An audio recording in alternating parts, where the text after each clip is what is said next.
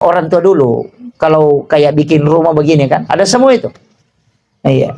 Ada di hikmah itu, Pak. Cuma banyak sekarang. Sekarang kan banyak itu muncul. Dan saya itu pantang sekali. Saya sering kasih tahu jamaah itu, tapi jarang orang pakai. Tapi ini ada. Jangan sekali-kali bikin pintu satu besar, satu kecil. Besar sebelah kan? Ada biasa itu kan daun pintu. Satu 1 meter, satu 70 senti. Kan sekarang banyak.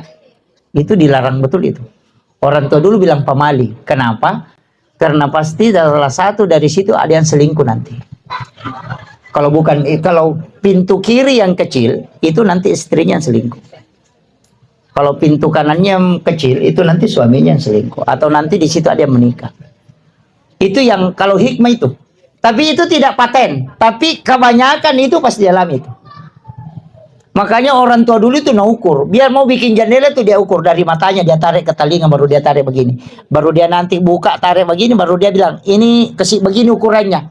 Kenapa? Dia bilang, itu jendela saya simpan di mataku. Kalau ada pencuri pegang, pasti saya bangun. Itu karena kolek kan. Itu ilmu hikmah sama itu Pak. Itu ilmu orang tua dulu. Biar dimanapun, dia bilang ada orang mau masuk rumah ini. Karena dia yang bikin ukuran rumahnya. Kan gitu. Iya. Jadi mulai dari penempatan pintu, ada yang bagi 9. Kemudian kalau di sini ada nanti anaknya bisa jadi ulama.